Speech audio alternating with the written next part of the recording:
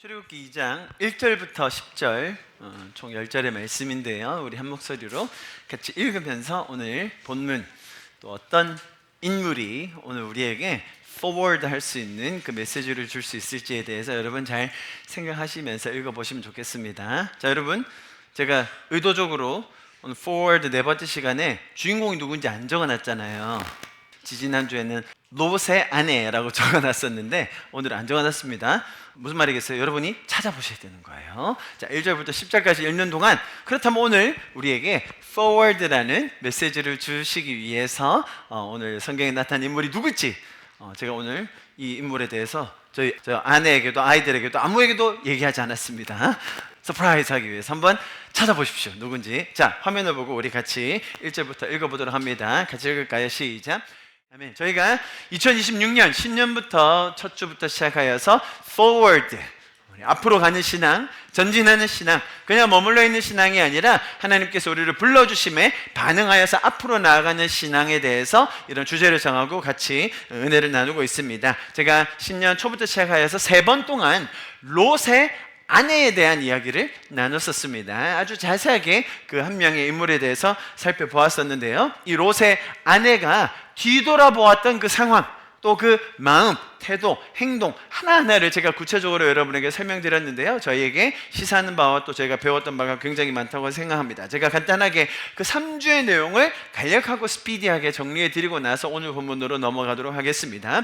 하나님께서 소돔과 고모라를 심판하시기 전에 머뭇거리고 있는 롯, 그리고 그의 가족의 손을 잡아서 끌어내셨습니다. 성 밖으로 이끌어내셨어요. 그만큼 자비로우신 하나님께서는 기다려주셨고 롯과 그 가족의 처지를 잘 살펴주셨습니다. 그때 하나님께서 분명하게 말씀하셨습니다. 뭐라고요? 뒤돌아보지 마라, 멈추지 마라, 그 성까지 쭉 가라고 이야기하셨던 것이죠. 잘 보십시오, 여러분. 그래서 우리를 구원해 주셨다는 그 사실은 단순히 살려내는 정도의 사건이 아니라 그 구원받은 자가 어떤 태도로 살아야 되는지, 어떤 방향으로까지 나아갈 수 있는지에 대해서 구체적으로 가르쳐 주셨던 구원의 초대, 우리의 삶의 초대라는 것을 우리가 알 수 있습니다. 우리가 흔히 오해하는 장면이 있었죠. 롯과 롯의 가족이 쭉 달려갈 때에 롯의 아내가 너무 궁금해가지고 도저히 참지 못해 소돔과 고모라가 망하는 그 소리를 들으면서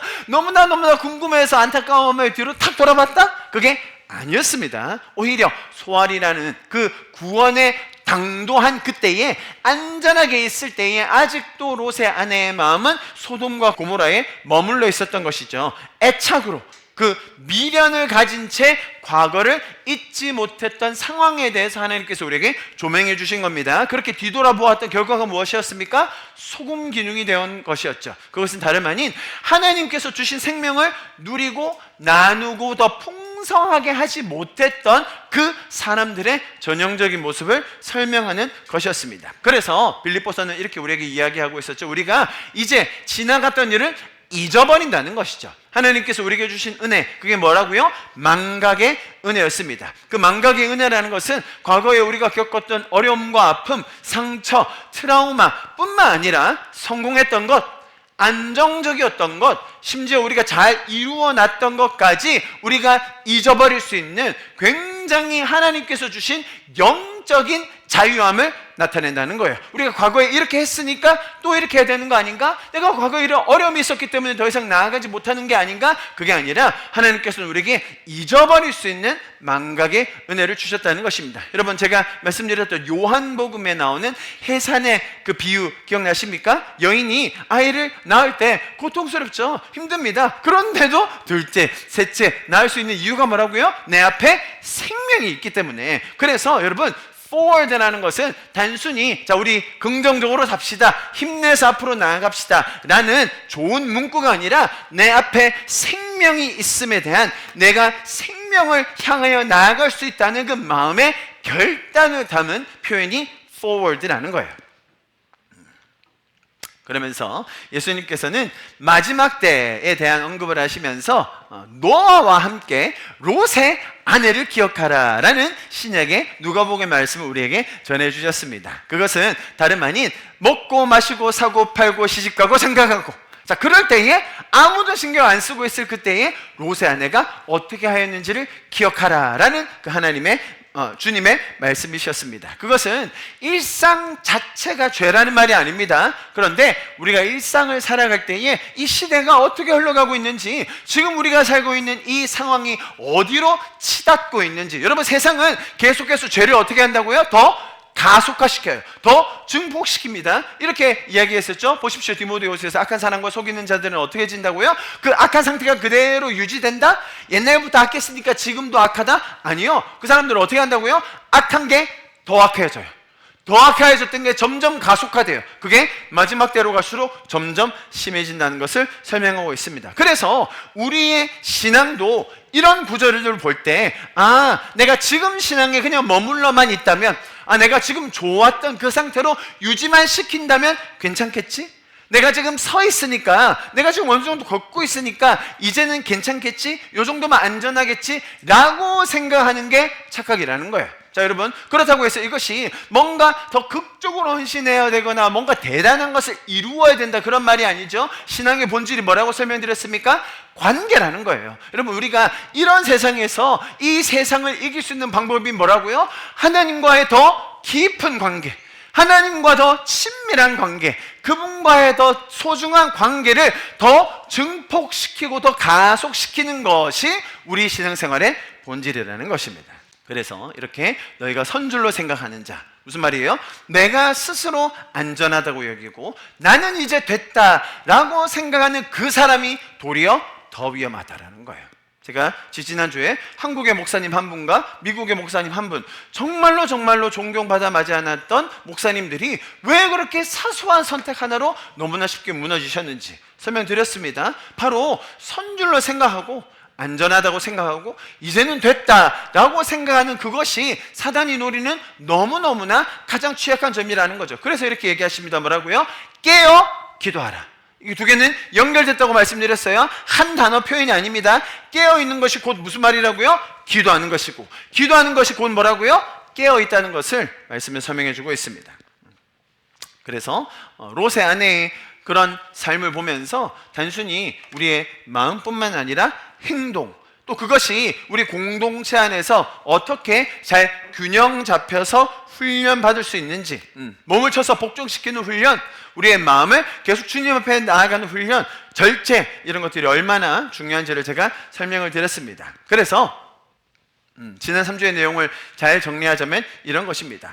뒤를 돌아보는 것이 치명적이듯이 뒤로 물러서는 신앙은 방향이 꺾이는 후퇴라는 것이죠. 그래서 히브리서에서는 두려움과 손해, 혹은 내가 삶에 대한 계산을 할 때 믿음의 자리에서 발을 빼고 내가 선포해야 될 때 선포하지 않는 그것이 곧 멸망의 길로 가는 길이다라는 그런 엄중한 경고를 내리고 있었습니다. 우리는 담대함을 버리지 말고 인내하면서 모이기를 패하지 말고 서로를 더 세워야 할 줄 믿습니다. 사실 우리가 매 순간순간마다 그렇게 어려운 상황 속에서 한 번의 실수를 하지 않기 위해서 발버둥 치는 삶이 아니에요. 오히려 성도의 삶은 매 순간의 순간에 하나님과 더 가까이 하고 오히려 그분의 나라를 위해 극단적으로 헌신하며 사는 삶이 우리의 정말 어마어마한 무기가 되는 것이죠.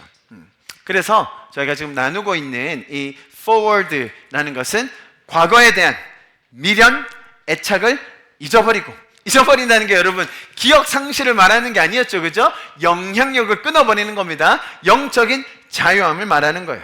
그리고 이 마지막 때에 가속화되는 이런 시대 속에서도 깨어 기도하고 몸과 마음을 함께 훈련하며 공동체와 함께 뒤로 물러서지 않는 믿음으로 생명을 계속 전하는 것입니다. 그래서 2026년 올해가 우리 모두 롯의 아내와 같은 행동을 잘 기억하고 우리가 잊지 않음으로써 믿음으로 우리 영혼을 보존하는 자로 매일매일 forward 하실 수 있기를 축복합니다. 할렐루야, 할렐루야.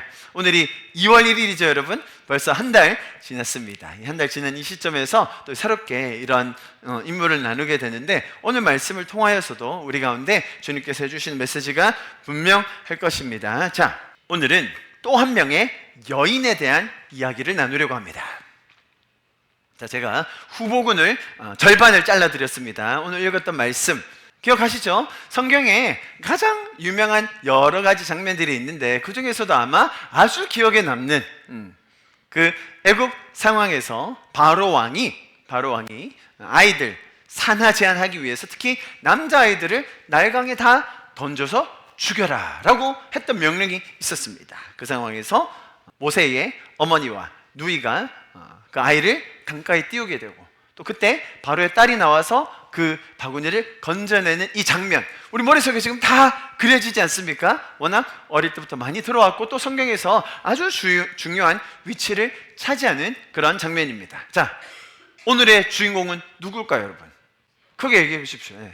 모세의 어머니 이름이 뭐죠? 요게벳입니다. 요게벳.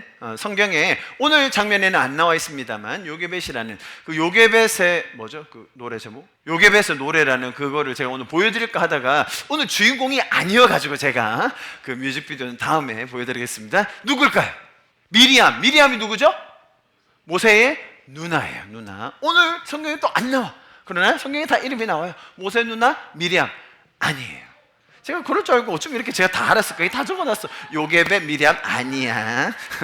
어떻게 순서대로 다 얘기해 주시지? 너무 감사해요, 여러분. 이렇게 잘 호응해 주셔가지고. 요게벳도 아니고 미리암도 누굴까요? 자, 이 여인의 이름을 아시는 분은 아마 없을 거예요. 이름. 안다고 하더라도 그게 역사적으로, 신학적으로 얼마나 뒷받침되는지까지는 꼼꼼하게 챙겨보신 분들은 없을 겁니다. 여러분 말씀하셨듯이 세 번째 후보 바로의 딸입니다. 요게벳 나왔고요. 그리고 미리암 나왔습니다. 자, 근데 보십시오, 여러분. 바로의 딸의 이름을 아시는 분 계십니까? 없을 겁니다. 그런데 아주 신기하게도 역대상에 이런 구절이 있긴 합니다. 제가 읽어드릴게요. 이는 메렛이 아내로 맞은 바로의 딸 비디아의 아들들이며 또 그 안에는 여후디아는 쭉쭉쭉쭉 나오는데요. 역대상에 보면 바로의 딸이라는 한 사람의 이름이 거론되긴 합니다. 비디아라고 하는데요. 여러분, 유대 랍비들의 전승에 따르자면 유대 랍비 선생님들이 성경을 쭉 보면서 해석하면, 왜냐하면 이분들은 유대 신앙에 대한 자부심과 그쪽의 전통을 더 확대 해석하는 경향이 있기 때문에 지금 저희가 받아들이는 신학과는 사뭇 다른 점이 있습니다. 자, 그런데 유대 랍비의 전승에서는 지금 이 역대상에 나온 이 바로의 딸을 바로 그 모세를 건져낸 그 딸로 해석을 해요. 그러나 제가 쭉 전체적으로 연구를 해보니까 그만큼 신빙성이 있진 않습니다. 왜냐면 이 비디아를 또 다르게 이제 원어를 가지고 막 하나님께서 쓰신 사람이다라는 좀 여러 가지 확대 해석을 하는데요. 그럼에도 불구하고 성경 전체로 봤을 때 혹은 역사적으로 봤을 때 이 비디아가 그때 당시 모세를 건져낸 바로의 딸이다라는 근거는 조금 찾기가 어렵습니다. 자, 그래서 오늘의 주인공은 그냥 바로의 딸로 하겠습니다. 바로의 딸, 당시 이집트의 공주였던 그 인물로 우리가 오늘 이야기를 시작해 보려고 합니다. 자, 여러분, 야곱이 아들 요셉이, 그죠? 요셉을 만나러 애굽으로 들어갑니다. 죽은 줄로만 알았던 그 아들 요셉이 어느새 이 기근 한복판에 저 강한 대국 이집트의 총리가 되었다는 소식을 듣고 기절초풍 죽을 뻔하지 않았습니까? 형들이 혹시 넘어지면 아버지 돌아가실까봐 뒤에서 받치고 있을 정도로 깜짝 놀랄 소식이었는데 이제 드디어 요셉을 만나러 가는 장면입니다. 자, 여러분, 요셉을 만나러 갈 때 야곱의 가족이 몇 명이었죠? 70명이었습니다. 70명. 70명을 데리고 이제 요셉을 만나러 애굽으로 들어갑니다. 이 70명과 함께 들어가서 그 비옥한 이집트라는 땅에서 정착하여 살기 시작합니다. 그래서 그 땅에서 어마어마한 번성을 이룹니다.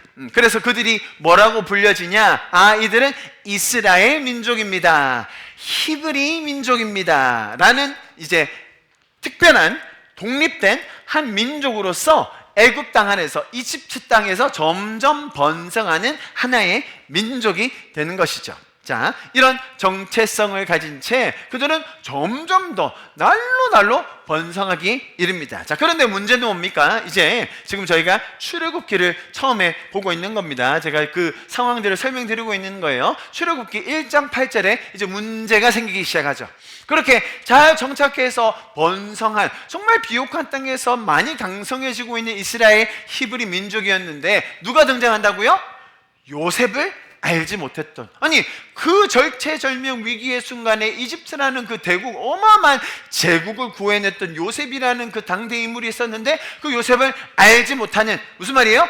인정하기 싫은, 얘는 우리 쪽 아니잖아, 우리 민족 아니잖아 라고 하면서 요셉을 인정하지 않았던 왕이 등극하게 된다라는 것을 성경이 설명해 주고 있습니다. 그러면서 이 왕은 본인들의 제국인데, 본인들의 나라인데 저 타국민, 그죠? 우리와 생김새가 좀 달랐을 거예요. 우리와 말투도 달랐을 겁니다. 문화도 달랐을 거예요. 그러나 우리 안에 살고 있는 저 큰 민족 하나가 너무 강성해져서 심지어 자국민보다 더 많아진다? 야, 이러다가 우리가 종이 되고 쟤네들이 주인 되는 거 아니야? 주객이 바뀌는 거 아니야? 라는 불안감과 감정들이 점점 더 생기게 되었던 것이죠. 그래서 어떻게 하면 저들의 세력을 약화시킬 수 있을까 고민하며 몇 가지 방법을 쓰기 시작합니다. 처음에 그게 뭐였죠? 처음에는 노역을 줍니다. 자, 여러분 보시면 지혜롭게 하자. 쟤네들이 일어나서 우리를 치면 우리가 더 약세다, 우리가 오히려 지겠다라고 해가지고 이제 그 다음에 어떻게 하는지 보세요. 보면 감독들을 그 위에 세우고, 감독들인데 그냥 감독이 아니라 영어로 보면 좀 더 자세히 나와요. Put slave masters라고 되어 있어요. 무슨 말입니까? 자, 이때까지는 같은 민족이었습니다. 같은 시민, 우리 지금으로 말하면 같은 나라에 살지만 부족은 다른, 민족은 다를 수 있었지만 대등한 격으로 대해주었습니다. 자, 그런데 이때부터 어떻게 되었다고? 이제부터는 너희는 노예야. 우리가 감독관을 줄 거야. 그리고 노역을 시킬 거야. 힘든 일을 시킬 거야. 왜요? 그래야 얘네들이 어려워지고 삶이 더 팍팍해지고 떠나기도 하고 점점 더 위축될 수 있도록 바로왕은 그런 정책을 폈던 것이죠. 여러 가지 고민하던 차에 이들에게 힘든 노역을 주는 것이 바로왕의 지혜였습니다. 학대를 하는 것이었습니다.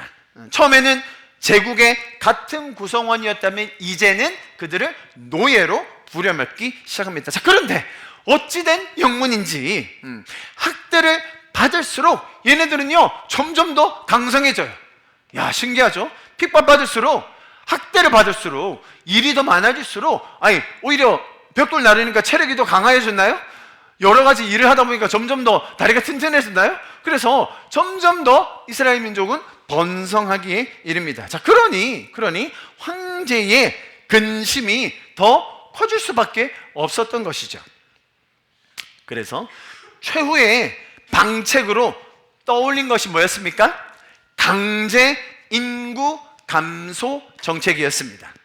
여러분, 지금처럼 현대 과학 기술로 자연스럽게 인구를 줄일 수가 없는 상황이었습니다. 무슨 말인지 이해하시죠? 고대 사회입니다. 그래서 이 바로 황제는 가장 비인륜적인 방법으로 인구를 줄이려고 시도합니다. 그래도 처음에는 몰래 했습니다. 어떻게 했죠? 히브리 아이들의 출생이 있을 때 걔네들을 받아내는 산파, 지금처럼 산부인과가 있는 게 아니었어요. 산파라고 하면 아이들을 낳으려고 할 때 가서 아이들을 받아주는 그런 아주머니들을 말하는 거예요. 그죠? 그 산파들을 미리 매수하는 거예요. 아니요, 강제로 명령했을 겁니다. 히브리 산파 시브라와 부하에게 가서 히브리 민족들이 아이를 낳을 때 남자면 어떻게 하라고요? 죽이고, 몰래 죽이는 거예요. 몰래. 여자이면 살려두라. 왜죠? 여자아이들은 어차피 자손을 번식 못 시키니까 남자아이들만 죽여라 라고 명령을 했던 것입니다.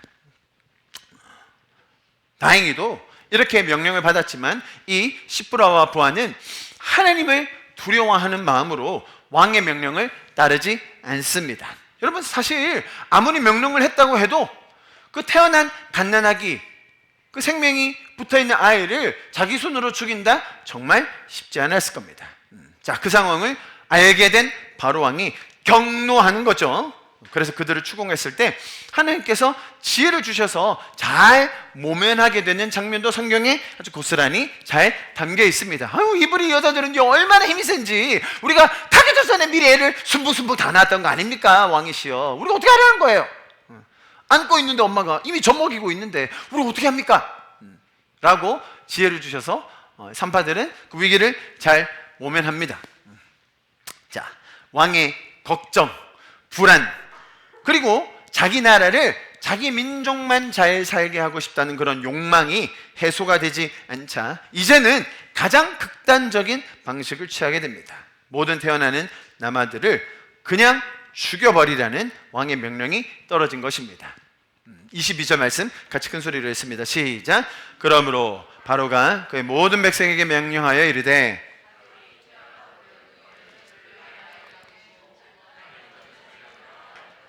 아멘, 아멘. 자, 고대 시대에는 여러분 이 황제는 모든 영역에서 지도자였습니다. 단순히 행정적인 혹은 군사적인 수장에만 머무르는 것이 아니었죠. 지금 저희 나라도 대통령제를 취하고 있는데 대통령은 행정상 그리고 군사상의 가장 높은 수장이지 않습니까? 근데 이 황제는 거기에 더해서 신과 같이 추대하고 예배하고 경배해야 되는 대상이었습니다. 그래서 황제의 말이 곧 법이요, 질서요, 하늘의 명령과도 같은 것이었어요. 현대사회에서는 아무리 그날의 최고 지도자라 한들 그 말이 법은 아니죠.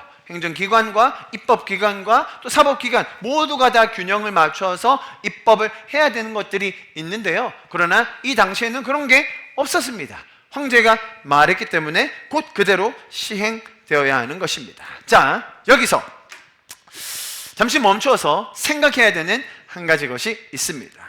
자, 여러분 생각해 보세요. 정부로부터 명령이 주어질 수 있습니다. 정부가 법을 만들어서 법제화하는 것이 우리 현대 사회의 일반적인 모습입니다. 자, 지금 일단 이런 극단적인 법률을 차치하고 일반적으로 나라에서 법이나 명령이나 조례나 규율이 주어졌을 때 저와 여러분 신앙이 있고 성경을 따르는 성도들은 어떻게 반응해야 됩니까? 나에게 이익이 되지 않고 나라에 뭔가 불이익을 끼칠 것 같고 저 기득권자들에게는 유익을 줄 것 같은데 일반 서민들에게는 별로 도움도 안 돼. 자, 그런 법률이 제정되었어요. 어떻게 해야 되죠? 여러분 성경은, 자, 제가 양쪽 다 균형 있게 설명드릴 겁니다. 여러분 성경은 무정부주의를 추구하지 않습니다. 무정부주의가 뭐죠? 정부라는 기관, 인간들을 다스리는 그런 정부라는 기관 자체를 부정하는 그런 신념이 있어요. 그런 체계가 있습니다. 무정부주의라고 하는데 anarchism이라고 하죠. 무정부주의, 세속 정부에게 항상 대항해라 라고 가르치는 것이 성경의 가르침이 아니에요. 이해하셨습니까? 나라에서 정부가 입법기관에서 법을 제정했을 때 우리에게 뭔가 주어졌을 때 모두 다 저항하고 부수고 깨뜨려야 된다? 그런 말을 성경이 하진 않습니다. 자, 제가 성경의 말씀들을 쭉 정리해 왔는데요. 한번 잘 이번 기회에 정리해서 한번 가져보시면 좋겠습니다. 보십시오. 로마서 13장에 이렇게 나와 있습니다. 각 사람은 위에 있는 권세들에게 뭐라고요? 복종하라. 권세는 누가 주셨어요? 하나님께서부터 나지 않음이 없나니 모든 권세는 하나님께서 정하신 바라. 여기서 말하는 것은 정부의 권력입니다. 정부의 권세예요. 하나님께서 정하신 바이기 때문에 그대로 순종하라, 복종하라 라는 것을 가르칩니다. 그러므로 권세를 거르는 자는, 그런 권세를 거르는 자는 하나님의 명을 거름이니 거스르는 자는 심판을 자취하리라. 또 보세요. 13장 7절에 이렇게 재밌는 구절도 있죠. 모든 자에게 줄 것을 주되, 여기서 말하는 게 줄 것이 뭐라고요? 조세를 받을 자에게는 조세를 바치라. 혹시 여기 세금 탈루하시는 분들 계시면 세금? 네. 세금 잘 내십시오. 할렐루야. 세금 잘 내야 됩니다, 여러분. 세금 잘 내라 이 말입니다. 관세를 받을 자에게 관세를, 두려워할 자를 두려워하고 존경할 자를 존경하라. 또 디도셋은 뭐라고 말합니까? 너는 그들로 하여금 통치자들, 보세요, 권세 잡은 자들에게 복종하며 순종하며 모든 선한 일을 행하기를 준비하게 하며. 자, 보세요. 그리고 베드로전서에서는 그러므로 주를 위하여 인간은 모든 제도를 순종하되 혹은 위에 있는 왕이나 혹은 그가 악행을 행하는 자를 징벌하고 선행을 하는 자를 포상하기 위해 보낸 총독에게도 잘 따르고 복종하라라는 것을 설명합니다. 자, 이거 뿐만 아니라 이제 마지막으로 또 우리가 잘 아는 말씀이 있죠. 디모데전서인데요. 같이 한번 읽어봅니다. 1절 말씀요. 시작. 그러므로 내가 첫째로 권하노니 모든 사람을 위하여 간구와 기도와 도구와 감사하는 것을 하되 2절 임금들과 높은 지위에 있는 모든 사람들을 위하여 하라. 뭐 하라고요? 뭐 하라고요? 이들을 위하여 간구와 기도와 도구와 감사하는 것을 하라. 이렇게 하는 이유가 뭔지 설명되어 있습니다. 보세요. 이는 잘 보세요. 우리가 모든 경건과 단정함으로 고요하고 평안한 생활을 하려 함이라. 정치인들, 위정자들, 나라의 권세를 가진 사람들, 리더십들을 위해서 기도해야 합니다, 여러분. 아멘. 왜요?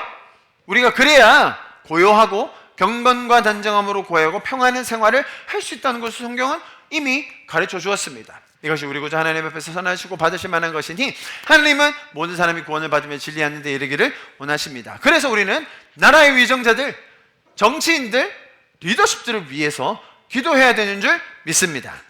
아멘. 그래서 성경은요, 오히려 세속 정부라 할지라도 그 권위에 순종하며, 포인트가 뭐예요? 세금 잘 내고 오히려 그들을 위해서 기도해야 함을 강조하여서 성경은 설명해 주고 있습니다. 자, 여기까지가 기본 전제입니다. 무정부주의, 나라에 대해서 그냥 모든 사례마다 다 반대한다, 저항한다, 그거 아니에요. 우리는 위정자들을 위해서, 리더십들을 위해서 기도하면서 또 권력에 순종하는 자들입니다. 자, 그런데 오늘 저희가 읽은 말씀, 왕이 내린 명령, 정해진 법도가 뭐였어요? 남자아이들을 죽이라라는 거였어요. 나라의 수장, 종교적 지도자가 바로 황제입니다. 태어난 남자아이들을 모두 나일강으로 던져버리라고 했습니다. 자, 이런 명령에는 순종해야 됩니까? 여러분, 성경을 자세히 보시면요, 하나님께서 특별히 더 싫어한다라고 명명하신 것들이 몇 가지 있습니다. 한번 볼까요? 잠언서에서는 이렇게 이야기하고 있는데요. 보세요. 여호와께서 미워하시는 것, 이게 영어로는 그냥 한글로는 미워하시는, 영어로는 detestable, 아주 그냥 끔찍하게 싫어하는 거예요. 정말 싫어하는 거, 경멸하는 것. 그게 뭐라고요? 보세요. 싫어하는 것이 한 17가지 된다. 그러면서 쭉 정리해놨는데, 교만한 눈. 여러분, 인간의 모든 죄악이 교만으로부터 시작되지 않았습니까? 교만한 눈. 그 다음에 거짓된 혀. 그 다음 보세요. 중요합니다. 무죄한 자의 피를 흘리는 손. 무죄한 자. 그럼 무죄한 자가 있습니까? 가장 무죄하고 가장 순수한 자들이 누굽니까? 아이들이죠. 아이들. 자, 제가 이걸 여러분에게 짚어드리는 거예요. 아이들, 무죄한 그 순수한 영혼들을 죽이는 것, 하나님이 경멸하세요. 그래서 여러분, 성경에 보면요, 참 이해하기 어려운 몇 가지 장면들이 있는데, 특히 가나안 정부를 할 때 거기에 있었던 민족들을 말살하라, 멸하라라는 장면이 주로 나옵니다. 여러분, 그게 그렇게밖에 할 수 없었던 이유 중에 하나가 당시에 아이들을 산채로 불태워서 몰렉 신에게 바치는 영아 살해, 인신 제사가 흉흉했기 때문이에요. 성경에 그것이 분명하게 나옵니다. 보십시오. 율법에 이렇게 기록되어 있는 거예요. 보십시오. 레위기에 너는 내 자녀를 몰렉에게 주어 불로 통과하게 함으로 내 하나님의 이름을 욕되게 하지 말라. 나는 여호와이니라. 여러분, 고대 사회에 정말로 많은 두려움이 있었습니다. 어떤 두려움이죠? 적으로부터의 침략 뿐만 아니라 자연재해, 그죠? 사건, 사고, 이런 것들을 막아낼 수 있는 방법으로 인간들이 구하내는 게 뭐라고요? 아주 순수한, 티 없는 어린아이들을 제물로 바치면 신이 노하시지 않는다. 여러분, 이게 참 희한하게도 어느 문명사나 어느 문화에서도 가보면 이런 비슷한 사례들이 있는 거죠. 우리나라에는 어떤 우화가 있죠?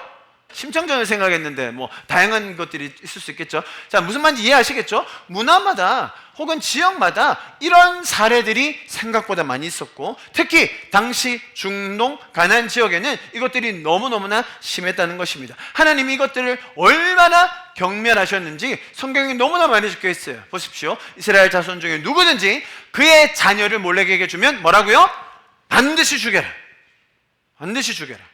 다음, 이는 그들이 여호와께서 미워하시는 모든 가증한 이들. 여러분, 강조점 보이십니까? 미워하시는 모든 가증한 이들. 보세요. Detestable things the Lord hates. 그러니까 정말로 하나님이 싫어하시고 가증히 여기시는 것. 그게 뭐라고요? 그들의 신들에게 행하여 그들의 자녀를 불살라 그들의 신에게 드림이라. 인신제사 영아 살해입니다. 성경에서 하나님께서 이 정도로 과격하게 반응하시는 것들이 그렇게 많지 않은데요, 하나님이 이런 영아 살해, 인신 제사에 대해서는 정말로 과격하다 싶을 정도로 완전히 멸하고 말살시키려고 이야기하셨습니다. 이것이 고대로부터 있었던 악행이었음을 우리가 지금 알게 됩니다. 자, 제가 지금 맥락을 쭉 깔아서 여러분에게 설명드린 겁니다. 이해하시겠죠? 모세가 건져지는 장면, 당시 황제가 가졌던 권위. 그렇다면 우리는 일반적으로 나라에서 법률 혹은 시행이 정해졌을 때 우리 성도들은 어떻게 반응해야 되는지, 그럼에도 불구하고 하나님이 너무나 가증스럽고 싫어하시는 것들이 있는데 이럴 때는 어떻게 반응해야 되는지 제가 지금 맥락을 쭉 여러분에게 설명드렸어요. 이런 맥락 속에서 오늘의 주인공 바로의 딸은 굉장히 이례적이면서 특별한 선택을 하게 됩니다. 만약 이 공주의 이런 행동이 없었다면 모세라는 인물이 존재하지 못했을 겁니다. 그렇죠? 출애굽의 이야기는 완전히 다르게 쓰여졌을 것입니다. 모세가 아니었다면 누가 그 이스라엘 민족을 출애굽시킬 수 있었을까요? 모세가 아니었다면 누가 할 수 있었을까요? 미리암? 아론? 모세가 아니면 모 다섯. 누가 할 수 있을까요? 누가? 저렇게 반응해 주시면 제가 더 치고 나갈 텐데, 여기까지만. 저는요, 이 forward라는 말씀을 준비하면서 정말로 뜬금없이 이 바로의 딸을 저에게 떠올려 주셨어요. 그래서 바로의 딸이 어떤 행동을 했지? 어떤 장면이 있었지? 다 알지만 쭉 봤습니다. 그런데 너무 궁금하더라고요. 바로의 딸은 왜 그랬을까? 무슨 마음으로 그렇게 했을까? 어떤 모먼트들이 있었을까? 너무 궁금해졌어요. 궁금하지 않으세요, 여러분? 성경에 적혀져 있더라고요. 몇 가지 힌트들이. 한번 오늘 구절들을 자세히 보시죠. 5절. 바로의 딸이 목욕하러 나일강으로 내려갔습니다. 나일강은 굉장히 신성한 강이었습니다. 이집트의 젖줄이었죠. 그 문명이 탄생되는 그 강이었습니다. 그런데 바로 왕은 이 강에다가 아이들을 다 던지라고 했어요. 분명 공주의 목욕처는 따로 구분되어 있었을 것입니다. 이해하시겠죠? 나일강이 있었을 때 큰 나일강에 공주의 목욕처는 따로 구분되어 있었을 겁니다. 공주가 목욕을 하면서 목욕 재개한다고 하잖아요. 마음을 새롭게 하고 정결케 하는 그런 목욕을 하러, 씻음을 하러 나일강으로 내려옵니다. 자, 보세요. 시녀들, 그 다른 여자 하인들이 따라옵니다. 나일강 강가를 거닐고 있어서 여러분 머릿속으로 잘 생각하셔야 돼요. 제가 이 장면을 자세히 보고 그 요게벳의 노래 다음 주에 한번 볼 건데 보니까 다 틀렸어. 제대로 안 했어. 이게 성경 자세히 보면 나오는데 이게 한 끗 차이인데 그거를 이게 바구니를 딱 여는 순간 그 요괴배스 노래에서는 애가 이렇게 예쁘게 웃어요. 아닌데 그거 아니거든. 성경에 나와 있어요. 자세히 보세요. 자, 시녀들이 강가를 거닐고 있었어요. 그때 뭐가 있어요? 갈대 사이에 상자를 봤어. 자, 여러분 당시 공주가 일반적으로 감정이 어땠는지 아세요? 엄청 심심해요. 모르셨어요? 공주는 할 일이 없어요. 할 일이 없어. 그래서 저건 뭐지? 이렇게 관심이 가져져요. 할렐루야. 이건 제가 해석한 겁니다. 근데 그거 아닌데 목사님 이렇게 하지 마시고, 공주는 심심합니다, 여러분. 심심한데 상자가 보여. 자, 요때 아이가 있는지 알았다, 몰랐다? 몰랐다. 아직 몰랐어요. 아직 모릅니다. 자, 근데 상자가 어떻게 돼 있어요? 역청 칠하고 발라가지고 물 새지 않도록 엄마가 정성스럽게 만든 상자예요. 저 뭐지? 저 신기하네. 뭐가 담겨있을까? 공주가 궁금증이 생긴 거예요. 하녀들한테 얘기했어요. 야, 가져와봐. 그거 뭐니? 가져와. 그래서 시녀를 보내서 가져왔어요. 자, 그 다음 장면 보세요. 자, 지금 상상하고 계시죠? 그래가지고 딱 가져왔어. 자, 그때까지 아기가 울었다 안 울었다? 아직 안 울었어요. 열기 전까지 몰라. 에? 지금 성경에 정확하게 나와 있다니까요. 자, 보세요. 상자를 딱 여니까 어떻게 됐어요? 그때 딱 우는 거예요. 모세가 잘 자고 있었거든. 근데 갑자기 빛이 딱 나니까 운 거예요. 할렐루야. 지금 제가 꾸미는 게 아닙니다. 지금 잘 따라보세요. 제가 여러 가지 아주 자세히 조사했어요. 자, 그리고 나서, 자, 근데 아주 재밌는 장면이 있어요. 모세가 울었어요. 그 다음에 감정이 뭐예요? 그리고 그 다음이 뭐예요? 자, 저는 이렇게 생각 안 했었어요. 저는 옛날부터 그 모세 건지는 장면 영화로도 많이 봤었고 다 봤는데, 히브리 아이네? 먼저 안 줄 알았어요. 왜? 딱 보는 순간 히브리 아이라고 보이거든요. 여러분, 100일쯤 된 아이입니다. 100일쯤 된 아이인데 어떻게 히브리 아이인 줄 알았을까요? 할례를 받았거든. 이건 넘어가고요. 히브리 아이인 걸 바로 알 수 있었어요. 자, 그런데 저는 제가 생각했던 게 틀렸었어요. 그게 아니라 이 엄마가 아이를 보는 순간 우는 아이를 보고 바로, 잘 보세요, 초자연적으로 긍휼한 마음이 생긴 거예요. 자, 그리고 나서 어떤 생각이 딱 스쳐 지나가는가? 이 히브리 애잖아. 여러분, 당시에 나일강에 곡하는 소리가 그치지 않았어요. 나일강에 태어난 아이들을 다 버려야만 했어요. 말씀드렸죠? 공주의 목욕초소는 따로 있었을 겁니다. 그러나 그 사실을 모를 리가 없죠. 그 아이를 보는 순간 긍휼한 마음, 지켜야 된다 라는 마음이 들면서도 그 다음에 깨달은 것 뭐라고요? 이 히브리인데? 이스라엘인데? 어떻게 해야 되지? 그런 걱정이 엄습해 오는 거예요. 이야기가 좀 그려지시나요? 100일쯤 된 아이, 여러분 어떤 정도의 아이인지 아십니까? 조금 합니다. 조금. 100일 딱 키우면 그때 이제 밤에 좀 자겠구나 라는 그 100일의 기적이 있는 거 여러분 어머님들 다 기억하시죠? 주인이 네가 뭐라도 고개를 끄덕거리고 100일의 기적. 100일 동안만 아빠들이 잠 안 자면 되는 겁니다. 100일 된 아이는 여러분 너무 사랑스럽고 어떤 동작을 해도 생명에 차서 정말로 귀여운 한 생명입니다. 다시요. 공주의 입장에서 보세요. 공주의 입장에서 100일 된 나와 피부색 다른 천으로 감싸져 있었을 텐데 우리가 쓰는 천 아니고 누더기 같은 냄새 날 수도 있어요. 강물 내려오다가 쉬하고 응가 했을 거예요. 자, 그런 아이를 봤을 때 정상적으로 공주의 마음에 드는 반응은 뭔지 아세요? 여러분, 당시에 지금 이런 영아 살해가 아무것도 아닌 일이었어요. 일가족을 말살해라, 한민족을 다 죽여라. 민족을 죽일 때 그냥 죽입니까? 가장 잔인하게 죽이잖아요. 머리를 베서 다 매달아 놓습니다. 공포정치 해야 돼요. 100일 된 아이요? 죄송합니다. 그냥 고깃덩어리 하나에 지나지 않는다고 해도 과언이 아니에요. 당시 공주 정도의 사람이 바라볼 때 그게 일반적인 반응이었을 거예요. 자, 그런데 여러분, 이 공주에게 너무너무나 신비한 초자연적인 마음이 생겨나요. 여기 보십시오. 여기서 말하는 그가가 공주입니다. 공주가 그 아이를 불쌍히 여겼다. 불쌍히 여겼다. 이 단어가 굉장히 중요합니다. 무슨 말이냐?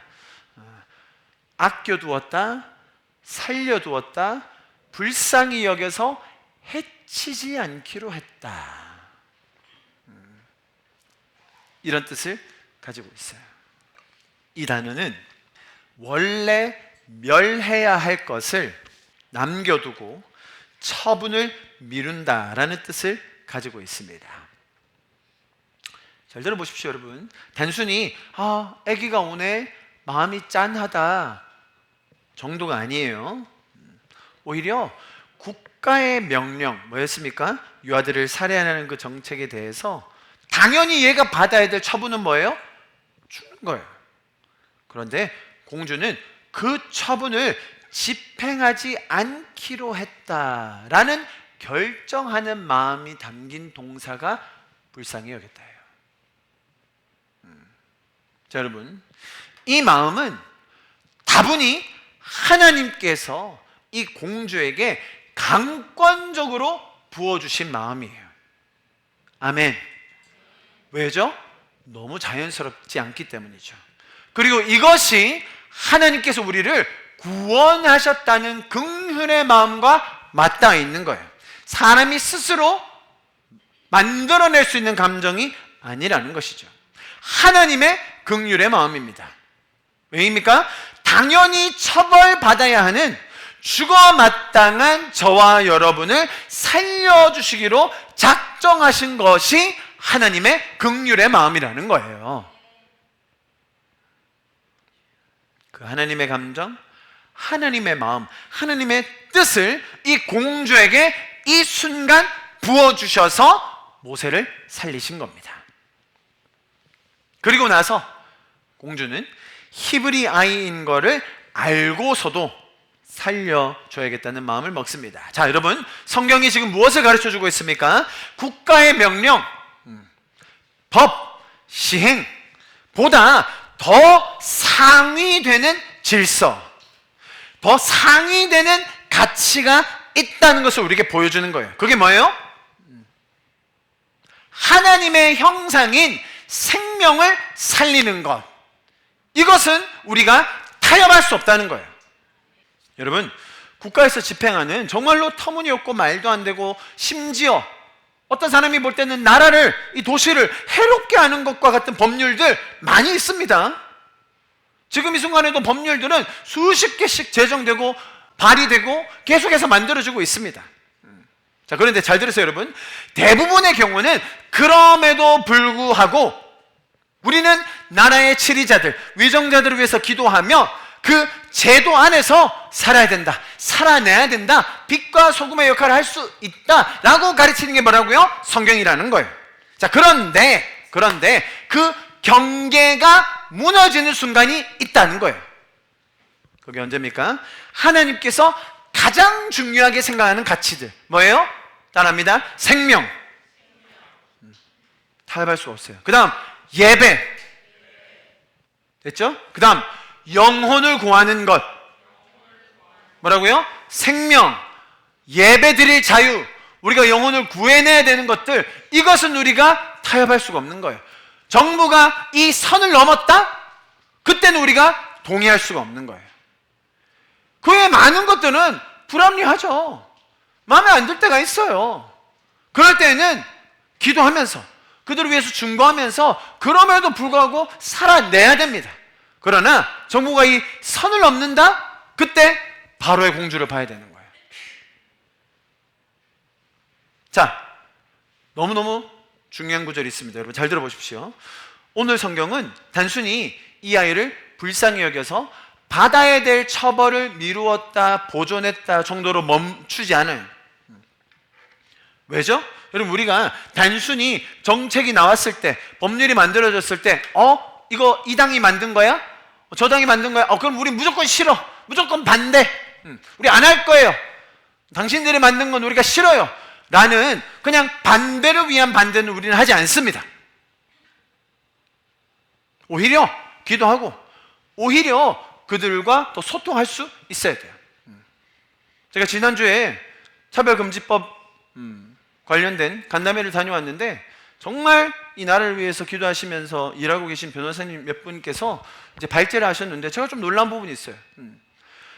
나와 반대된 의견의 당에 있는 국회의원들을 계속 찾아가라, 기도해라, 설득시켜라.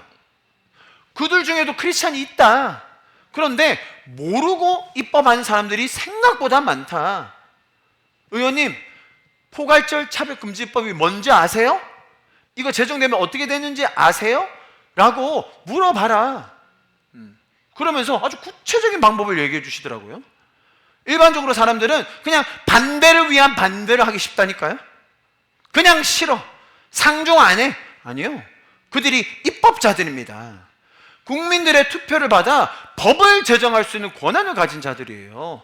어마무시한 권한을 가지고 있습니다. 한 번 제정되면요, 나라가 송두리째 바뀔 수 있어요. 그러니 더 겸손하게 그런 마음을 가지고 가서 만나고 대화하고 설득해라고 이야기하시더라고요.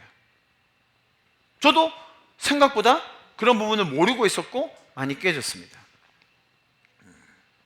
그래서 단순히 반대를 위한 반대, 저항을 위한 저항이 아니라는 것을 우리가 꼭 알아야 됩니다. 자, 제가 왜 이 말씀을 드리냐, 지금 이 공주가 그 황제의 명령을 거부하는 선택을 한 겁니다. 자, 그런데 거기서 그치지 않는다는 거예요. 오히려 우리에게는 이 생명, 또 다른 같이 뭐예요? 예배, 이것을 지키고자 하는 열망, 또 책임감을 가지고 있기 때문에 우리는 이것을 사수해야 할 것이며, 이 공주가 그 모습을 너무나 잘 보여주고 있습니다. 보십시오. 9절에 바로의 딸이 그에게 이르되 이 아이를 데려다가 나를 위하여 젖을 먹이라. 왜? 이 아이가 젖을 먹어야 되잖아요. 당시에 뭐 분유가 있겠습니까? 뭐가 있었겠어요? 산모한테 가서 젖을 먹이라. 아마 그 아이의 친모인 걸 알았을 수도 있어요. 어찌됐건 이 아이를 살려라. 자, 살리는 대신 어떻게 하겠다? 내가 돈을 주겠다, 지불하겠다. 잘 보세요. 이게 어떤 책임감인지. 경제적인 필요가 있을 때 내가 감당한다. 재정의 지출이 있어야 될 때 내가 책임지겠다. 여러분 생각해 보십시오. 이게 아이를 대신 키워달라고 하는 이런 조치를 공주가 말할 때 얼마나 위험한 일인지 생각해 보셔야 됩니다. 고대 사회를 여러분이 조금만 이해하신다면 아무리 공주라도요, 왕 앞에서는 입도 뻥긋 못합니다. 여러분, 공주는 갈아치우면 되는 거예요. 공주는 외교의 수단이었지 그냥 권력을 가진 자가 아니었습니다. 공주가 반항을 해, 공주가 나의 말을 어겨, 그냥 그 자리에서 없애는 거예요. 그런데 이 공주는 그런 생명의 위협, 손해, 불편을 감당하기로 결정하고, 재정적인 필요 내가 책임진다라는 그런 결정을 내렸다는 겁니다. 10절이 더 놀랍습니다. 10절 같이 한번 읽습니다. 읽어볼까요? 시작. 그 아기가 자라매 바로의 딸에게로 데려가니 그가 그의 아들이 되니라. 그가 그의 이름을 모세라 하여 이르되 이는 내가 그를 물에서 건져내었음이라 하였더라. 여러분, 이게 당연한 장면으로 생각하지 마세요. 아니, 살려줄 수 있죠. 야, 저 좀 먹여라, 돈 좀 줄게, 그럴 수 있죠. 근데 어떻게 했다고요? 얘 내 아들 삼을 거야, 내가 이름 지어줄 거야. 자, 여러분, 여기에서 지금 말씀하고 있는 영적인 의미를 깊게 깨달으셔야 돼요. 어떻게까지 책임진다고요? 내가 내 아들 삼을 거야, 내가 끝까지 책임질 거야. 그래서 모세가 되는 거예요. 그럴 때 모세가 나오는 거예요. 단순히 반대를 위한 반대가 아니에요. 단순히 감정적으로 싫어하는 정도가 아니에요. 네, 처음에는 긍휼한 마음이 생겨야 됩니다. 왜죠? 하나님께서 먼저 죄인된 우리, 죽어야만 했던 우리를 살리셨다니까요. 우리가 처벌 받아야만 했었는데 그것을 밀어주셨다니까요. 아니, 대신 감당해 주셨다니까요. 그게 긍휼의 하나님이에요. 자, 우리는 그런 마음까지 이해해요. 그리고 나서 어떤 단계까지 가라고요?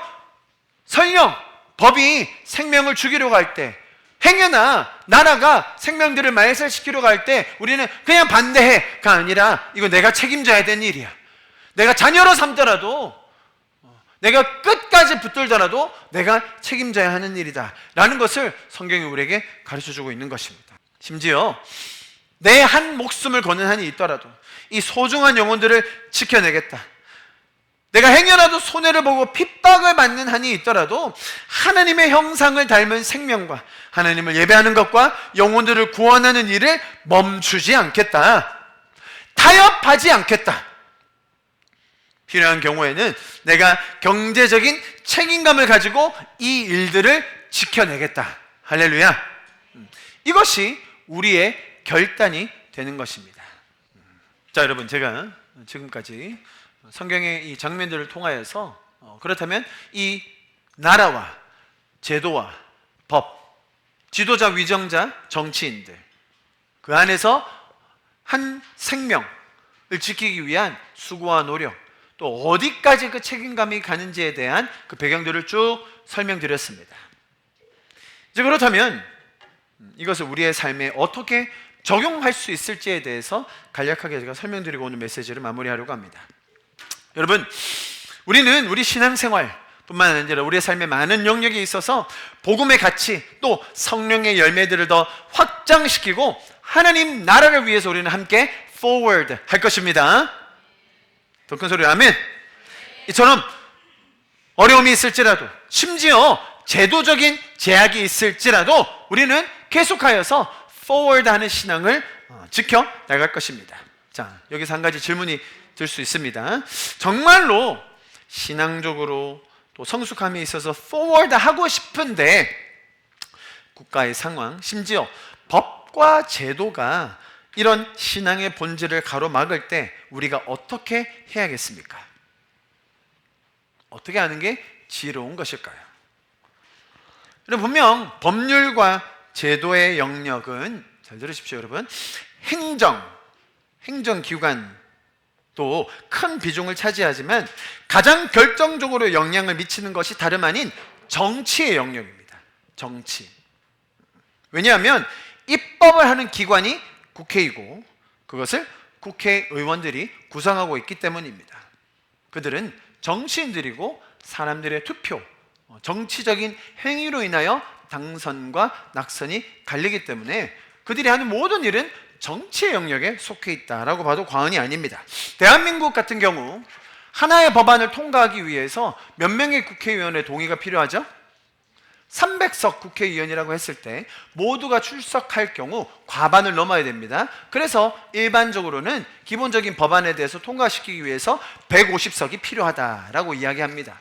헌법을 개정하기 위해서는 200석, 출석한 모든 인원 다 나왔을 때 300명, 3분의 2, 200석 이상이 돼야 통과될 수 있고 국민투표까지 거쳐야 됩니다.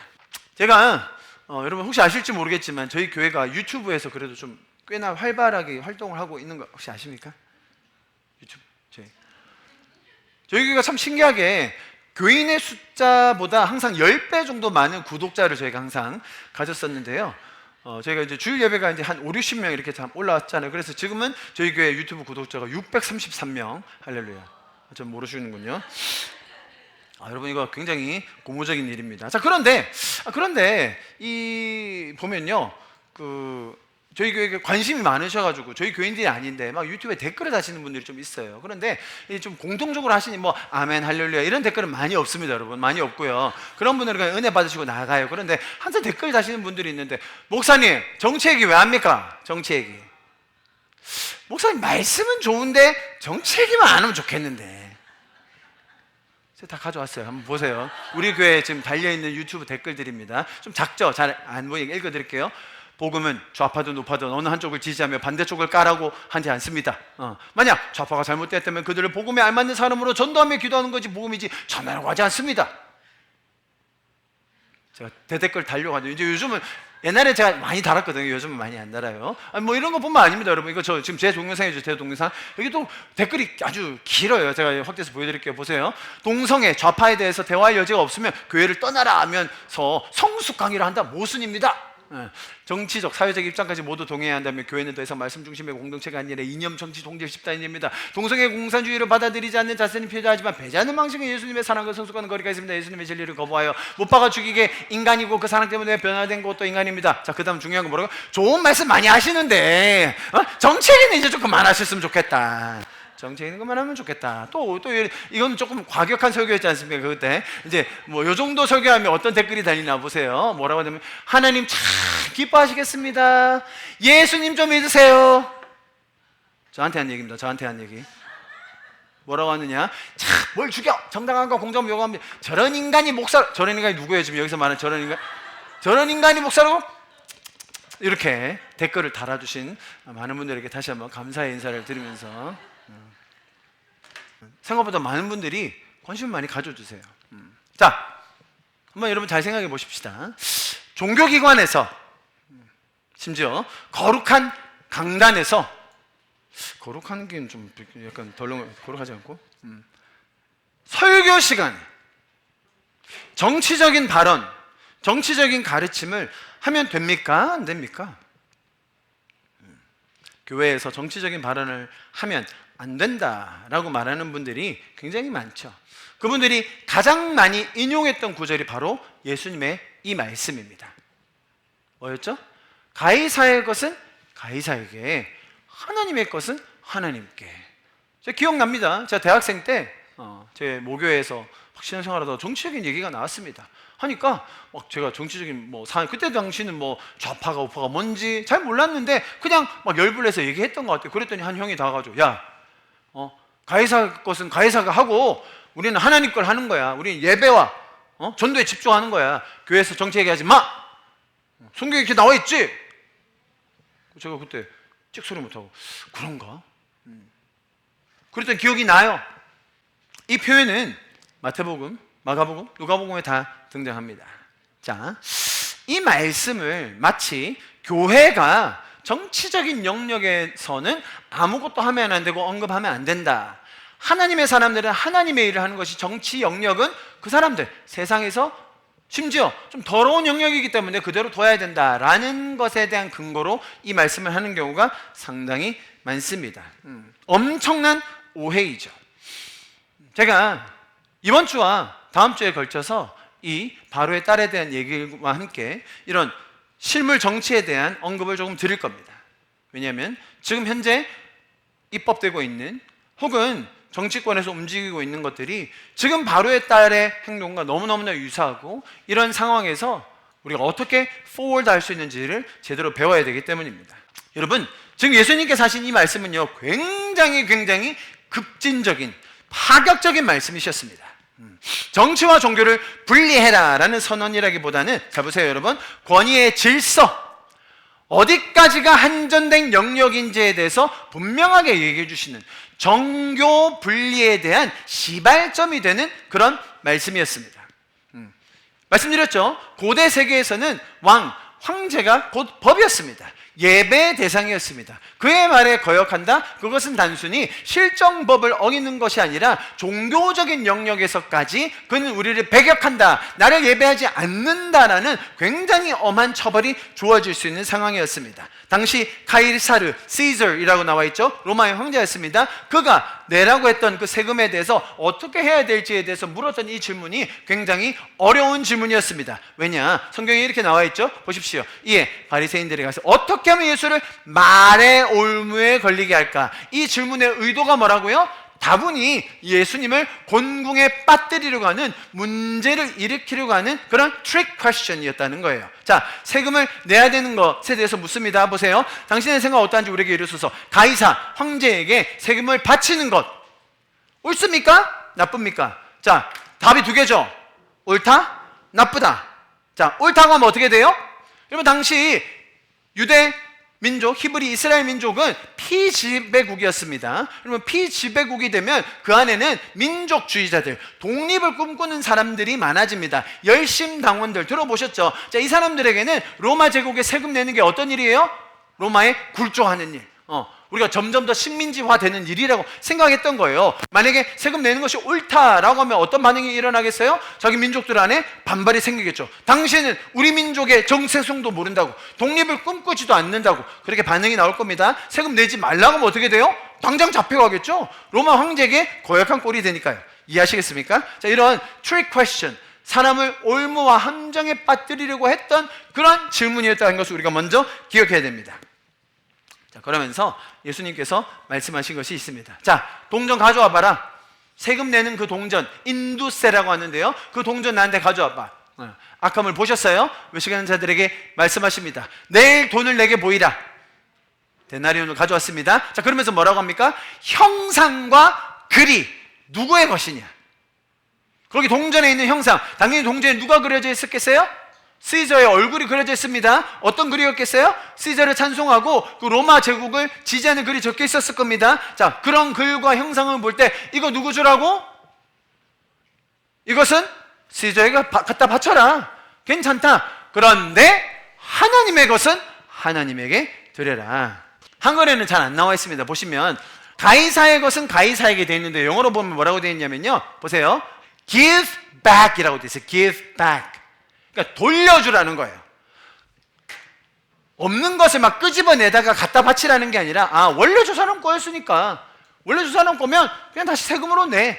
자, 그런데 그까지는 정부의 역할일 수 있다는 거예요. 거기까지는 그의 형상과 글이 적혀 있는 그 제도 안에서는 그에게 순종해라. 자, 그런데 하나님의 형상, 그게 뭡니까?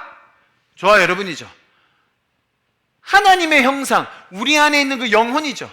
제가 말씀드렸던 생명, 예배, 영혼을 살리는 영역. 자, 이것이 어떻게 된다고요? 가이사의 영역보다 하나님의 영역이 훨씬 더 초월한다. 자, 무슨 말이냐? 가이사의 것, 필요한 세금, 제도를 지키는 것 해라. 그러나 가이사는 어디까지는 침범할 수 없다고요? 우리의 생명, 우리의 예배, 우리의 존재 목적에 대해서는 이 가이사, 행정과 법과 국가가 이 신앙의 영역, 양심의 영역을 강제하지 말아라는 거예요. 이게 뭐의 시초가 되었다고요? 정교 분리. 정치에 순종합니다. 복종해요. 왜요? 제대로 만들어주니까요. 세금을 냅니다. 자, 그런데 정치가 어디에 관여하지 말라고요? 종교를 강제성을 가지고 이거 믿어야 돼. 저거 믿는 사람은 혜택 주고 이거 믿는 사람은 더 손해를 줄 거야 라는 식의 사람의 양심과 종교의 영역을 넘어오지 말라라는 거죠. 이해하셨습니까? 이게 정교 분리의 시초가 되는 것입니다. 그래서 시저의 형상, 나라에 속한 것, 제도 안에 있는 것, 우리가 나라에 순응하면서 잘 반응하고 이 안에서 살아냅니다. 자, 그런데 정부가 어떤 영역까지 침범하면 안 된다고요? 예배, 생명, 전도하는 것 침범하지 말라는 거예요. 이걸 뭐라고 부른다고요? 정교 분리라는 거예요. 지난주에 우리나라 대통령께서 정교 분리를 언급하시면서 신년 기자회견 때 발언하신 내용이 있습니다. 제가 오늘 그 발언 내용을 다 보고 분석해 드리려고 했는데요, 시간이 좀 모자라서 다음 주에 할 거예요. 현 대통령은 정교 분리에 대해서 완전히 거꾸로 생각을 했어요. 정부가 교회에 간섭하지 마라, 신앙에 간섭하지 말라가 정교 분리고 그것이 우리 헌법에 기재되어 있습니다. 그런데 현 대통령은 뭐라고 얘기했느냐? 교회가 어디 감히 정치적인 발언을 하냐? 교회가 왜 정치적인 일에 참여하냐? 큰 돌 걷어내고 작은 돌 걷어낼 거다. 특별히 개신교를 언급하면서 교회에 대해서 곧 수사와 탄압이 들어갈 것에 대해서 아주 직설적으로 얘기했습니다. 아니, 정교 분리에 대해서 이게 조금 가지를 잘못 쳤다든지 그러면 조금 이제 신년 기자회견이라 이렇게 긴장하셨나 할 텐데, 그냥 아예 거꾸로 해석하나요? 거꾸로. 교회에서 정치적인 얘기를 해도 됩니까? 안 됩니까, 여러분? 해야 됩니다. 제가 너무 해야 됩니다, 여러분. 제발 좀 이해해 주세요. 해야 돼요. 왜? 입법이 우리의 삶에 영향을 미치기 때문이죠. 제가 오늘 예배를 마무리하면서 그 아주 대표적인 사례 한 가지 말씀드리고 다음 주에 그 나머지 한 가지까지 설명드리면서 바로의 딸에 대한 메시지를 마무리하려고 해요. 자, 여러분, 지금 진행되고 있는, 지금 당장 2월 달에 이게 통과될 가능성이 높아요. 이 법안이. 그게 무엇이냐? 만삭낙태법이에요. 제가 오늘 저도 모르게 바로의 딸에 대한 하나님께서 마음을 주셨고 연구를 하는데, 아니, 이 법안과 너무 똑같은 거예요. 소름 끼치도록. 여러분, 대한민국에서 강아지, 개를 방치해가지고 집에서 뭐 이렇게 안 씻기고 음식 안 줘서 죽었다, 산책 안 시켜서 죽었다, 그러면요 3년 이하의 징역입니다. 대구는 아직 해당, 대구는 아니에요. 강아지입니다. 강아지. 예. 개 한 마리 죽이면 3년 이하 징역인데요, 사람은 죽여도 된대요. 그 법안입니다. 자, 지금 이 법안들이 어떻게 진행되고 있나를 보십시오. 허용 한계를 삭제한다. 무슨 말입니까? 임신 주수에 상관없이 낙태 가능하게 한다는 거예요. 그래서 이 법안에 대한 별칭이 만삭 낙태법이라고 지어지게 됐어요. 이름을 그렇게 지은 건 아닙니다. 국회의원들이 보건법을 개정하기 위해서 낸 법안에 이런 내용이 포함되어 있다는 겁니다. 자, 보십시오. 이게 어떻게 지금 발전되고 있나 보세요. 앞에 거 다 포함하는 거예요. 포함하고 그 다음에 어떤 법안으로 발전하나? 지원 상담 인프라를 구축하고요. 뭐 그건 나쁘지 않아요. 그런데 뭐가 추가됐어요? 의사가 양심적으로 나 낙태 안 할 거예요, 그 시술 못 합니다, 그 말 할 수 없게 돼 있어요. 이게 지금 믿겨지세요? 이 법안이 지금 2월 중에 통과될 가능성이 굉장히 높아요. 150몇 명 넘으면 통과됩니다. 그 다음 마지막 박주민 의원이 이렇게 추가합니다. 16살 이상은 부모 동의 없이 낙태받아도 된다. 모르셨죠, 여러분? 이런 걸 잘 들어본 적이 없으실 겁니다. 자, 이 법안을 발의한 사람들의 정당이 어디일까요? 제가 실명과 얼굴을 공개해 드리겠습니다.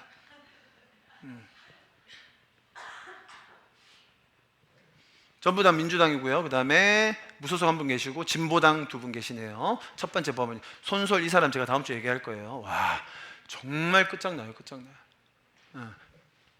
죄송합니다. 뭐 여기 제가 편파적인 게 아니에요. 이화여대 총학생회장 출신.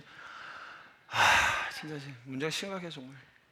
두 번째 법안 이수진 의원 발의했고 전부 다 민주당이고 조국혁신당 계시고 진보당 계시고, 마지막 법안에 대해서 지금 이게 제일 심각한 거잖아요. 박주민 의원이 발의했고 전부 다 더불어민주당, 진보당 또 끼었죠, 그죠? 지금 이 사람들이 어떤 식으로 빌드업을 해가는가를 보시라는 거예요. 그리고 왜 이런 법안이 이러한 진보적인 정당에서 발의되는지를 이해를 해야 되는 거예요.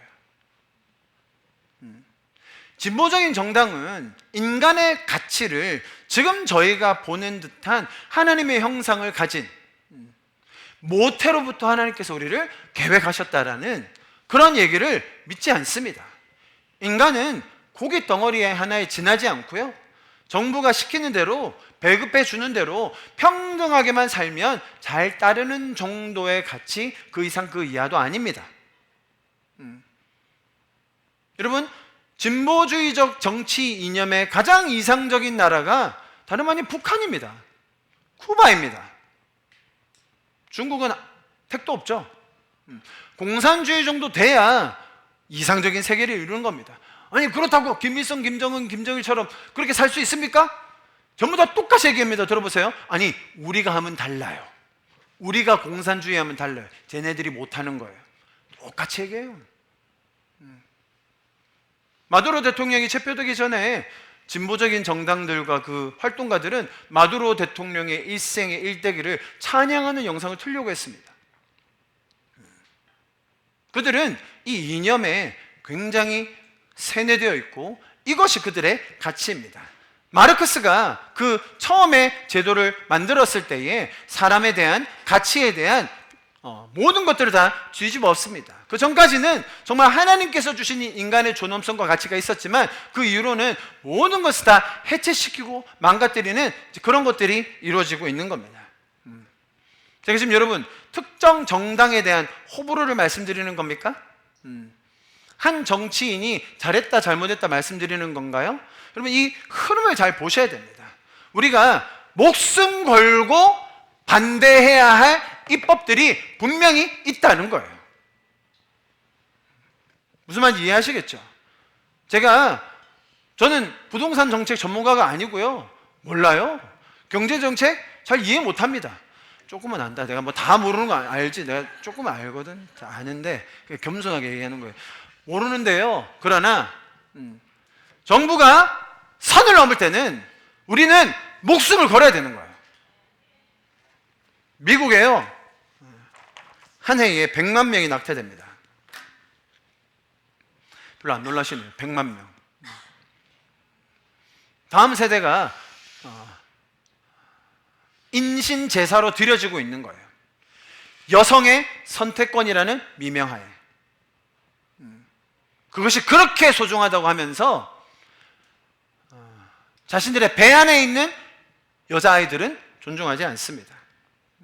제가 아까 말씀드렸죠? 한국에서 개 하나 잘못해서 방치해서 죽이면 3년이라고요. 미국에서도 똑같아요.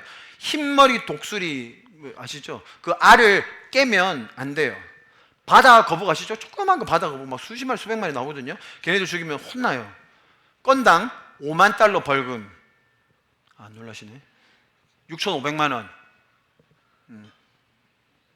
1년 징역. 근데 아이들은 다 죽여도 돼요. 실제로 이 법이 캘리포니아에 있는 법안이거든요. 흰머리 독수리, 바다거북. 캘리포니아에서는요, 이런 법은 그대로 있는데 임신은요 2기, 3기까지도 낙태가 가능해요. 굉장히 자파적인 주 아닙니까? 캘리포니아에서만 매년 18만 명 낙태됩니다. 캘리포니아에서만. 법안이 이만큼 중요하다는 거예요. 여러분, 우리는 하나님께서 주신 생명의 가치, 존엄성, 우리의 삶의 의미와 목적을 바로 아는 자들입니다. 네, 저와 여러분들도 당연히 죽었어야 할 그런 위치였지만 바로의 딸, 그 공주에게 부어졌던 초자연적인 긍휼한 마음, 살려야겠다라는 마음으로 저와 여러분들도 하나님의 긍휼을 통하여 구원함을 받았습니다. 그 바레의 공주가 상징하는 바, 단순히 불쌍히 여겼다, 측은히 여겼다 정도로 끝나는 게 아니라 이제는 경제적인 필요가 있다면 내가 책임지고, 실제로 나에게 손해가 오고 혹시라도 생명의 위협이 온다 할지라도, 어떤 불이익이 온다 할지라도 내가 그것을 감당하겠노라. 어떤 영역에서요? 생명, 예배, 영혼을 구하는 것. 여러분, 그것이 우리가 forward 하는 길입니다. 우리가 뒤로 물러나 멸망에 빠지지 않을 것입니다. 하나님께서 우리에게 주신 이 놀라운 사명감을 가지고 주님과 함께 앞으로 나아가는 저와 여러분 될 수 있기를 간절히 소망합니다.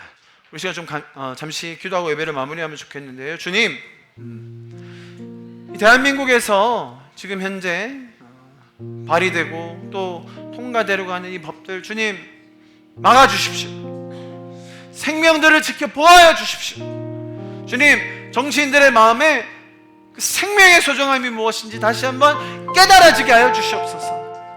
좀 우리 그렇게 같이 기도하시지 않으시겠습니까? 하나님, 이 나라를 지켜보아여 주시옵소서. 새 생명들을 지켜보아여 주시옵소서. 하나님께서 이 땅에 보내주신 그 하나님의 형상들을 지켜보아여 주시옵소서 라고 우리 좀 그렇게 같이 기도하면서 예배를 마무리하면 좋겠습니다. 같이 기도하십시다.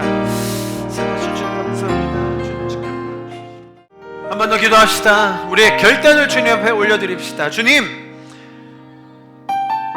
내가 행여라도 손해를 보고 핍박을 받는 한이 있더라도 하나님의 형상을 닮은 생명, 하나님을 예배하는 것, 영혼들을 구원하는 일을 멈추지 않겠습니다. 주님, 제가 타협하지 않겠습니다. 주님, 필요한 경우에는 내가 경제적인 책임감을 지고 이들을 지켜내겠습니다. 주님, 그렇게 나의 삶을 인도하여 주시고 주님께서 나의 삶을 사용하여 주시옵소서라고 이 시간 마지막으로 우리의 자신을 주님 앞에 올려드리면서 마지막으로 기도 예배를 마무리하여 주겠습니다. 기도하시겠습니다. 사랑하시는 주님 감사합니다. 예, 주님. 사랑하시는 주님 감사합니다. 오늘 예배 말씀 또 우리 기도를 통하여 우리가 하나님의 마음을 더 배웁니다.